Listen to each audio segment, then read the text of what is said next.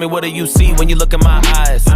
Got a lot on my mind, hoping I never be going out of my mind. Been trying to mature without growing out of my prime. I thought I was ready, it really wasn't my time. I know, I live in my head. I said I'd be rich and I did what I did, but I don't do this shit for me, I do this shit for my kids. I teach them how to go and get it when they're ready to leave. But tired of living up in hell when I know heaven is free. And nothing really more important than protecting any peace. I wanna teach them how to grow up and be better than me. When I was chasing all the paper with no second to breathe, and I tell myself don't ever give up and accept defeat. And my premonitions already written indefinitely, but I never listen, I know my vision, they never could see. And truthfully, I wasn't even supposed to make it this far.